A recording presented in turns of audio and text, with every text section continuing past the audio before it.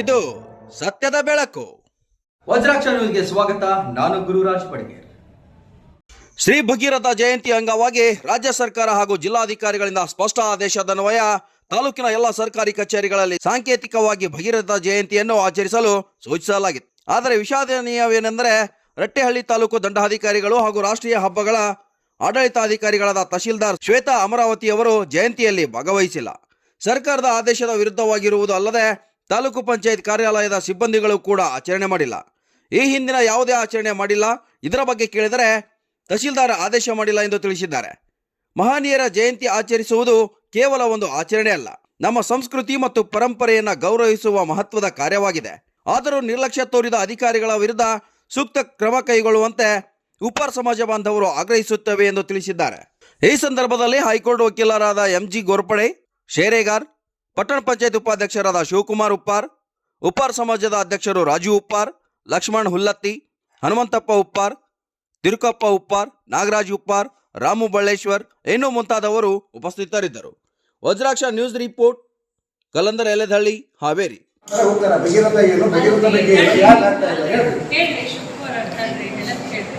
ನಾನು ಅವತ್ತು ಪೂರ್ವಭಾವಿ ಸಭೆ 4 ಗಂಟೆಗೆ ಕರೆದಿದ್ದೆ, ನೀವು 6 ಗಂಟೆಗೆ ಬಂದ್ರಿ.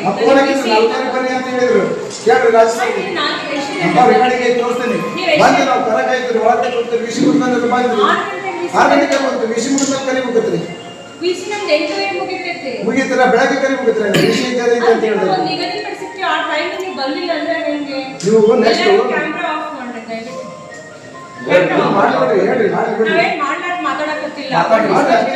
ಅಲ್ಲ ಮಾಡಿ ಮಾಡಿ ಮಾಡಿ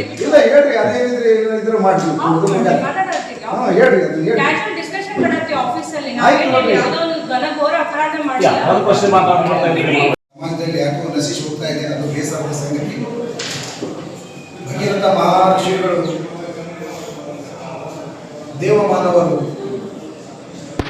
ಎಷ್ಟೋ ತಂದೆ ಅಜ್ಜರು ಮಾಡಿದರೂ ಆಗದಂತಹ ಗಂಗೆನೆ ಭೂಲೋಕಕ್ಕೆ ತಂದು ವಿಶ್ವದಲ್ಲಿ ಎಲ್ಲರಿಗೂ ಒಂದು ಗಂಗಾಜಲವನ್ನು ಕೊಟ್ಟು ಪುಣ್ಯವಂತರಾಗಿ ಮತ್ತು ಪ್ರತಿಯೊಬ್ಬರಿಗೆ ಆತ್ಮಕ್ಕೆ ಶಾಂತಿ ಸಿಗಲಿಲ್ಲ ಅಂದರೂ ಗಂಗೆಯಲ್ಲಿ ನಿಂದಾಗಿ ಅವರಿಗೆ ಶಾಂತಿ, ಮುಕ್ತಿ, ಪಾಪಗಳೆಲ್ಲ ತೊಳೆಯುವಂಥ ಒಂದು ದೇವಲೋಕದ ಗಂಗೆಯನ್ನು ತಂದಂಥವರು ನಾವು. ಆ ವಂಶದಲ್ಲಿ ಬಂದಂಥ ಭಗೀರಥ ವಂಶದಲ್ಲಿ ಶ್ರೀರಾಮನು ಸಹ ನಮ್ಮ ಭಗೀರಥರ ಮರಿಮಗನಾಗಿರ್ತಾನೆ. ರಾಮ ಲಕ್ಷ್ಮಣರು ದ್ವಾಪುರುಷರು. ಹಾಗಾಗಿ ರಾಮ ಲಕ್ಷ್ಮಣರಿಗೆ ಎಷ್ಟು ಗೌರವ ಕೊಡ್ತಾರೋ ಭಗೀರಥರಿಗೆ ಅಷ್ಟೇ ಗೌರವವಿದೆ.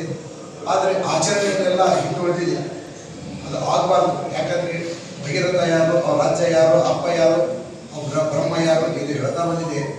ನಾವು ಉಪ್ಪಾರರು ಎಲ್ಲ ವೃತ್ತಿಯಲ್ಲಿ ಕ್ಷೇತ್ರದ ಒಂದು ಭಾಗದಲ್ಲಿ ನಮಗೆ ಎಲ್ಲ ವೃತ್ತಿಯಿಂದ ಭಟ್ರು ಅಂತಾರೆ. ಆಮೇಲೆ ಗೌರಿ ಕೆಲಸದಲ್ಲೇ ಇದ್ದೀವಿ. ಪ್ರತಿಯೊಂದು ವೃತ್ತಿಯಲ್ಲಿ ಉಪ್ಪಾರ ಇರೋದು. ಹಾಗಾಗಿ ನಾವು ಕ್ಷತ್ರಿಯರು. ನಮ್ಮನ್ನು ಏನೋ ನೋಡ್ತಾ ಇದ್ದಾರೆ ಸಮಾಜದಲ್ಲಿ ಅಂದರೆ ಏನೋ ಒಂದು ಕೀಳಾಗಿ ನಮ್ಮನ್ನು ನೋಡ್ತಾ ಇದ್ದಾರೆ. ಅದು ಬಿಡಬೇಕು. ಆಮೇಲೆ ಭಗೀರಥ ಜಯಂತಿ ಬಿಸ್ಕಿಟ್ ಜಯಂತಿ ಮಾಡಬಾರ್ದು. ಇದು ಬಿಸ್ಕಿಟ್ ಜಯಂತಿ ಆಗ್ತಾ ಇದೆ. ಇವತ್ತು ನಾನು ಪೇಪರ್ ಸ್ಟೇಟ್ಮೆಂಟ್ ಕೊಡ್ತೀನಿ. ಯಾಕೆ ಕೊಡ್ತೀನಿ ಅಂತ ಹೇಳಿದರೆ, ಪ್ರತಿ ಒಂದು ವರ್ಷದಲ್ಲಿ ಭಗೀರಥ ಅವಮಾನ ಆಗ್ತದೆ ತಹಸೀಲ್ದಾರ್ ಆಫೀಸ್ನಲ್ಲಿ. ಹೋದನೇ ಸಲ ಮೀಟಿಂಗ್ನಲ್ಲಿ ತಹಸೀಲ್ದಾರ್ ಇಲ್ಲ, ಈ ಸಲ ಏನೂ ಇಲ್ಲ, ಪ್ರತಿ ಸಲ ಇಲ್ಲ. ಈಗ ಬಂದರು ಕಾಟಾಚಾರಕರು 2 ಹೂವು ಹಾಕೋದು ಹೋಗೋದಲ್ಲ, ಅವ್ರ ಸಾಧನೆ ಹೇಳ್ಬೇಕು ಸಮಾಜಕ್ಕೆ. ಪ್ರತಿ ಮನೆಯಲ್ಲಿ ಒಂದು ಏನಾದರೂ ಸಾಧನೆ ಮಾಡಿದಾಗೆ ಭಗೀರಥ ಸಾಧನೆ ಅಂತಾರೆ. ಒಂದು ಎಲ್ಲರೂ ಒಂದು 2 ಕಪ್ಪ ನೀರು ಹಾಕಿಬಿಟ್ಟು ಭಗೀರಥ ಅಂತಾರೆ. ಆದರೆ ಭಗೀರಥ ಯಾರಿಗೂ ಬೇಕಾಗಿಲ್ಲ, ಆಚರಣೆ ಬೇಕಾಗಿಲ್ಲ. ಈಗ ಬೇಸಿಗೆಯಲ್ಲಿ ನೀರಿಲ್ಲ, ಈಗ ಭಗೀರಥ ನೀರು ಬೇಕು, ಗಂಗಾಜಲ ಬೇಕು ಅಂತ ಹಾಹಾಕಾರ. ಒಂದು ಹನಿಗೆ ನೀರಿಗೂ ಎಷ್ಟು ಮಹತ್ವ ಇದೆ ಅನ್ನೋದು ನಮ್ಮಲ್ಲಿ ಯಾರು ಅಧಿಕಾರಿಗಳಿಗೆ ಆಗ್ತಾ ಇಲ್ಲ. ಅದು ಯಾಕೆ ಆಗ್ತಾ ಇಲ್ಲ ಅಂತೇಳಿ ಪ್ರಭಾವಿ ಜನಾಂಗದವರಿಗೆ ಒಂದು, ಬಡವರಿಗೆ ಒಂದು ಆಗಬಾರ್ದು. ಎಲ್ಲ ಶರಣರದ್ದು ಜಯಂತಿಯನ್ನು ಭಕ್ತಿತ ಆಚರಣೆ ಮಾಡಬೇಕು. ಅದಕ್ಕೋಸ್ಕರ ಭಟ್ರನ್ನೆಲ್ಲ ನೇಮಿಸಿರಬೇಕು. ಅದ್ರ ಬಗ್ಗೆ ತಿಳಿದಂಥ ಕಡೆಯಿಂದ ಭಾಷಣ ಮಾಡಬೇಕಿದೆ. ಜಯಂತಿ ಎದಕ್ಕೆ ಮಾಡ್ತಾ ಇದ್ದಾರೆ ಅಂದರೆ, ಪ್ರತಿ ವರ್ಷ ಪ್ರತಿಯೊಬ್ಬ ಹುಟ್ಟೋ ಜೀವಿಗೂ ಸಹಿತ ಭಗೀರಥ ಜಯಂತಿ ಬಗ್ಗೆ ಅದು ಮಹತ್ವ ತಿಳಿವಿ ಅನ್ನೋದಕ್ಕೆ ಜಯಂತಿ ಮಾಡೋದು. ಇದೇನು ಪ್ರತಿ ವರ್ಷ ಮಾಡೋದ್ರಿಂದ ಏನು ಭಗೀರಥವರಿಂದ ಏನು ಬಂದು ಹೋಗಲಿಲ್ಲ. ಹೊಸ ಜನರಿಗೆ ಹೊಸ ಬರುವಂಥ ಪೀಳಿಗೆಗೆ ಅದು ಮಾಹಿತಿ ತಿಳಿಯಲಿ ಅಂತ ಹೇಳಿ. ಹಾಗಾಗಿ ನಮ್ಮದು ಎಲ್ಲ ವೃತ್ತಿಯಲ್ಲಿ ಎಲ್ಲದರಲ್ಲಿ, ಈಗ ಉದಾಹರಣೆಗೆ ಗಟ್ಟಿಹಳ್ಳಿಯಲ್ಲಿ ನಾವು ಉಪ್ಪಾರಿದ್ರೆ ಎಲ್ಲ ಕೆಲಸನೂ ಮಾಡ್ತೇವೆ. ದೇವ್ರ ಚಾಕರಿಯಿಂದ ಹಿಡಿದು ದೇವ್ರು ಕಟ್ಟೋದ್ರಿಂದ, ದೇವ್ರುಗಳು ಕಟ್ಟೋದ್ರಿಂದ, ಅದು ಜಾತ್ರೆಗಳಿಂದ ಹಿಡಿದು ಪ್ರತಿಯೊಂದು ಮದುವೆ ಸಮಾರಂಭಗಳಿಂದ ಹಿಡಿದು ಶವ ಸಂಸ್ಕಾರ ಯಾಕಂದ್ರೆ ನಮ್ಮದು ಸತ್ಯ ಹರಿಶ್ಚಂದ್ರನ ಕುಲದಲ್ಲಿ ಇದ್ದರು ನಾವು. ಹಾಗಾಗಿ ನಾವು ಸತ್ಯ ಹರಿಶ್ಚಂದ್ರ ಎಲ್ಲರಿಗಿಂತ ನಾವು ಮುಕ್ತರಲ್ಲಿ ಅಂತೇಳಿ ಅದನ್ನು ದುರುಪಯೋಗ ತಗೊಂತ ಹೋಗ್ತಾರದು ಇಲಾಖೆಯವರು. ಇದೆಲ್ಲ ಸರಿಯಾಗೋದಿಲ್ಲ. ಯಾರು ಮಾಡ್ತಾ ಇಲ್ಲ, ಯಾರು ಮಾಡಬಾರ್ದು, ತಾವತ್ತು ಅದನ್ನು ಮಾಡಬಾರ್ದು. ಕಂದಾಯ ಇಲಾಖೆಯವರು ಪ್ರತಿ ಸರಿ ಹಿಂದೆ ಚಂದ್ರಶೇಖರ್ ಸರ್ ಅಂತ ಇದ್ರು. ಆ ಟೈಮಲ್ಲಿ ಅಲ್ಲಿ ಮುಳ್ಳು ಗುಂಪೆ ಆಗಿತ್ತು. ಎಲ್ಲಿ ಭಗೀರಥ ಜನ ಆದರೆ ಅಲ್ಲಿ ಹೋಗಿ ಅಲ್ಲಿ ಆಚರಣೆ ಮಾಡಿದ್ರು ಅಂತ ಅಧಿಕಾರಿಗೆ ಎಸಿನ ಆಗಿದ್ದಾರೆ ಬೆಂಗಳೂರಲ್ಲಿ. ಅಂತ ಭಕ್ತಿ ಒಂದು ಪ್ರಾಮಾಣಿಕತೆ ತಹಶೀಲ್ದಾರ್ ಬರಬೇಕು. ಪಗಾರಕ್ಕೋಸ್ಕರ ಇಲ್ಲಿ ದರ್ಪ ತೋರ್ಸಕ್ಕೋರ ಅಂಥವ್ರೆಲ್ಲ ಆಗೋದು ಅವಶ್ಯಕತೆ ಇಲ್ಲ. ನಮ್ಮವರು ಮುಗ್ಧರು ಅಂತ ಹೇಳ್ಕೊಂಡು ದುಡೋದಲ್ಲ. ನಾನೇನೋ ಮುಗ್ಧ ಆಗಿರ್ಬೋದು, ಪ್ರತಿಯೊಬ್ಬರು ಈಗ ಬರ್ತಾ ಇರೋದ್ರಲ್ಲ. ಯಾಕಂದ್ರೆ ಅವರಿಗೆ ಒಂದು ಸ್ವಾಭಿಮಾನ ಇರುತ್ತೆ, ಅವ್ರದ್ದಾದ ಒಂದು ಸ್ಥಾನಮಾನ ಇರುತ್ತೆ. ಇದು ಮುಂದಿನ ದಿನಗಳಲ್ಲಿ ಆಗಬಾರ್ದು ಅಂತ ನಾನು ಹೇಳ್ತಾ ಇದ್ದೀನಿ. ಹಾಗಾಗಿ ನಮ್ಮರಿಗೆ ಯಾವುದೊಂದು ಮೀಸಲಾತಿ ಬಂದರೆ ಏನೇ ಬಂದರೂ ತಿಳಿಸ್ತಾ ಇಲ್ಲ, ಏನು ಮಾಡ್ತಾ ಇಲ್ಲ. ಪ್ರತಿ ವರ್ಷ ಇಷ್ಟಂತ ಅಮೌಂಟ್ ಅಂತ ಬರುತ್ತೆ ಕಾರ್ಯಕ್ರಮಕ್ಕೆ. ಆ ಕಾರ್ಯಕ್ರಮದ ಅಮೌಂಟ್ ಸಹಿತ ತಾವು ಹಂಚ್ಕೊಂಡು ಇದು ಮಾಡ್ತಾ ಬಂದಿದ್ದಾರೆ. ಇದೆಲ್ಲ ಆಗ್ತಾ ಇರೋದು ಇನ್ನು ಮುಂದೆ ಆಗಲ್ಲ. ನಮ್ಮ ತಾಲೂಕಿನಲ್ಲಿ ಆಗಬೇಕಂದ್ರೂ ಕೊಡಂಗಿಲ್ಲ. ಆ ಕಾರ್ಯಕ್ರಮ ಮಾಡಿ ಕೊಡೋರು ಅನ್ನದಾಸೋಹ ಮಾಡಿ ಬದ್ದದ ರೊಕ್ಕದಲ್ಲಿ ಖರ್ಚು ಮಾಡಿ 5-10 ರೂಪಾಯಿ, 500-400 ರೂಪಾಯಿ ಚಹಾ ಗಂಟೆಗೆ ತಿಂದು ಹಂಚ್ಕೊಳ್ಳೋ ಕಾರ್ಯಕ್ರಮ ಆಗ್ಬಾರ್ದು. ಭಗೀರಥ ಹೇಗೆ ಮಾಡಿದಾರೆ ಅಷ್ಟು ಎಲ್ಲ ನೊಂದವರಿಗೆ ಹೋಗಿ ಒಂದು ನೀರಿಗೆ ಏನೋ ಕೊಡೋದಕ್ಕೆ ಮುಖಾಯ ಮಾಡಿ ಇಲ್ಲ, ಅದೇ ದುಡ್ಡಿನಲ್ಲಿ ಏನೋ ಒಂದು ಕಾರ್ಯಕ್ರಮ ಮಾಡಿರಲಿ, ಅನಾಥಾಶ್ರಮ ಕಾಲೆಲ್ಲ ಏನಾದ್ರು ಮಾಡ್ರಿ. ಹಾಗಾಗಿ ನೀವೆಲ್ಲ ಇನ್ನು ಮುಂದೆ ಅತಿ ಹೆಚ್ಚಿನ ಸಂಖ್ಯೆಯಲ್ಲಿ ಇದೇನಾಗ್ತಾ ಇದ್ರೆ ಬಿಸ್ಕಿಟ್ಟು ಹಾಲು ಅದು ಕೊಡೋದಕ್ಕೋಸ್ಕರ ನೀವು 4-5 ಮಂದಿ ಉಪವಾಸ ಮಾಡಿದಲ್ಲ. ಪ್ರತಿಯೊಬ್ಬರು ಪ್ರತಿ ಸಲ ಇನ್ನು ಮುಂದಿಂದ ಈಗ ನಮ್ಮ ಹಾವೇರಿ ಜಿಲ್ಲೆಯಲ್ಲಿ ಭಗೀರಥ ದೇವಸ್ಥಾನ ಆಗಿದೆ.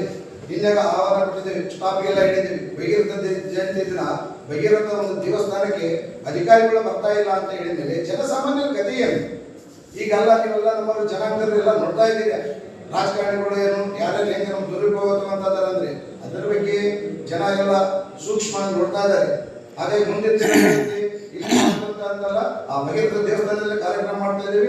ನೀವು ಬರ್ತಿರೋ ಬಿಡ್ತಿರೋ ಸ್ಟೇಟ್ಮೆಂಟ್ ಅಲ್ಲೇ ನಾವು ಮಾಡ್ತಿರ್ತೇವೆ ಅಂತ ಹೇಳಿ ನೀವು ಇನ್ನು ಮುಂದೆ ಇಲ್ಲಿ ಕಾಟಾಚಾರಿಗೆ ಬಿಸ್ಕಿಟ್ ತಿನ್ನಕ್ಕೆ ಅಂತ ಬರಕ್ಕೆ ಹೋಗಬೇಡಿ. ಬಂದ್ರೆ ಅವ್ರಿಗೆ ಬಿಸ್ಕಿಟ್ ಎಲ್ಲ ಹಲ್ವಾ ತಿನ್ಸೋದು ಬೇಕಾಗಿಲ್ಲ. ನಮಗೆ 2 ಹೂವು ಐತಾ ಹೂ ಹೋಗೋಣ. ಅವ್ರು ಯಾರು ಬೇರೆ ಇರ್ತಾರಲ್ಲ ಸಪೋರ್ಟ್ ಮಾಡ್ಕೊಂಡು ಅವ್ರ ಕಾರ್ಯಕ್ರಮ ಮಾಡ್ಕೊಂಡು ಹೋಗ್ಲಿ. ನಾವು ಹೆಚ್ಚಿನ ಸಂಖ್ಯೆಯಲ್ಲಿ 100,000 ಹೆಚ್ಚಿನ ಸಂಖ್ಯೆಯಲ್ಲಿ 1ನೇ ವರ್ಷ ಹೆಂಗೆ ಕೊಟ್ಟಿದ್ರಲ್ಲ ಈ ವರ್ಷನೂ ಹೆಚ್ಚಿನ ಸಂಖ್ಯೆಯಲ್ಲಿ ಅಲ್ಲೇ ಮೆರವಣಿಗೆ ಮಾಡೋಂಥ. ಮೆರವಣಿಗೆ ಮಾಡಿದ್ಮೇಲೆ ಆ ಟೈಮಿಗೆ ಅವ್ರು ಬಂದ್ರೆ ಇಷ್ಟ ಬಂದ್ರೆ ತಹಸೀಲ್ದಾರ್ ಬರಲಿ, ಸಿಬ್ಬಂದಿಯವರು ಬರಲಿ, ತಲೆ ಕೆಡಿಸಬೇಡ್ರಿ. ನಾವು ಆಚರಣೆ ಮಾಡೋದು ನಮ್ಮ ಧರ್ಮ. ಅನೇಕ ಸಾಧು ಸಂತರಲ್ಲಿ ಬರ್ತಾರೆ ನಮ್ಮ ಕಾರ್ಯಕ್ರಮಕ್ಕೆ, ಅವ್ರು ನಡೆಸ್ಕೊಡ್ತಾರೆ ಅಂತ ಹೇಳಿ ನನ್ನ ಈಗ ನಾನು ಇಷ್ಟು ಮಾತಾಡೋಕ್ಕೆ ಕಾರಣ ಅಂತ ಹೇಳಿದ್ರೆ, ಹೀಗೆ ಇವರು ದಂಡಾಧಿಕಾರಿಗಳ ಕಾರ್ಯಾಲಯದಲ್ಲಿ ಕೆಲವರು ಭಾಷಣಗಳನ್ನೇ ಏನೋ ಇತಿಹಾಸನ ತಿಳಿಸ್ತಾ ಇದ್ದಾರೆ.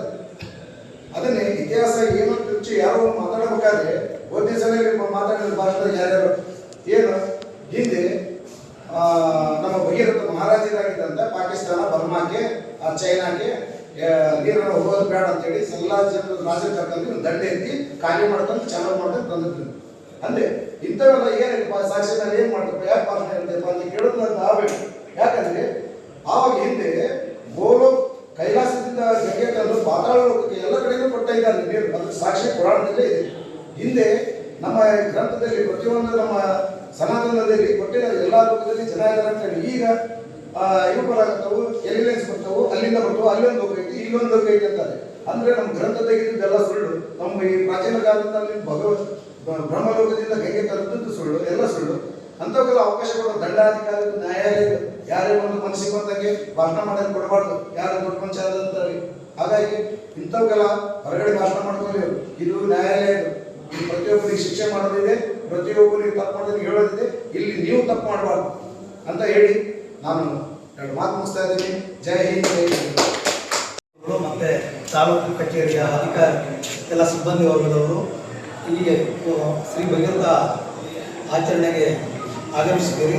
ಎಲ್ಲರೂ ಕೂಡ ಸ್ವಾಗತವನ್ನು ಸಲ್ಲಿಸ್ತಾ, ಭಾರತದಲ್ಲಿ ಶ್ರೀ ಭಗೀರಥ ಒಂದು ಇತಿಹಾಸ ಇದೆ, ಬೃಹತ್ ಒಂದು ಇತಿಹಾಸ ಇದೆ. ಈ ದೇಶಕ್ಕೆ ಸ್ವತಂತ್ರ ತಂದುಕೊಡುವ ನಿಟ್ಟಿನಲ್ಲಿ 1947ರಲ್ಲಿ ಭಾರತಕ್ಕೆ ಸ್ವತಂತ್ರ ಬಂತು.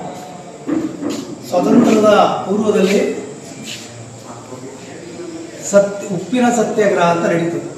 ಆ ಉಪ್ಪಿನ ಸತ್ಯಾಗ್ರಹದಲ್ಲಿ ಮಹಾತ್ಮ ಗಾಂಧೀಜಿಯವರ ಒಂದು ನಾಯಕತ್ವದಲ್ಲಿ ನೇತೃತ್ವದಲ್ಲಿ ಅಲ್ಲಿ ಉಪ್ಪಿನ ತೆರಿಗೆಯನ್ನು ಉಪ್ಪಾರರ ಮೇಲೆ ಉಪ್ಪಿನ ತೆರಿಗೆಯನ್ನು ಹಾಕಿದ ಸಂದರ್ಭದಲ್ಲಿ ಬ್ರಿಟಿಷ್ನವರು ಆ ಸಂದರ್ಭದಲ್ಲಿ ಉಪ್ಪಾರ ಸಮಾಜವನ್ನು ಕಟ್ಟಿಕೊಂಡು ಒಂದು ಉಪ್ಪಿನ ಸತ್ಯಾಗ್ರಹವನ್ನು ಮಾಡ್ತಾರೆ. ಒಂದು ಈ ಒಂದು ಸ್ವತಂತ್ರಕ್ಕೆ ಭಾರತಕ್ಕೆ ಸ್ವತಂತ್ರ ಬರುವ ಸಂದರ್ಭದಲ್ಲಿ ಉಪ್ಪಾರರ ಒಂದು ಕೊಡುಗೆ ಇದೆ.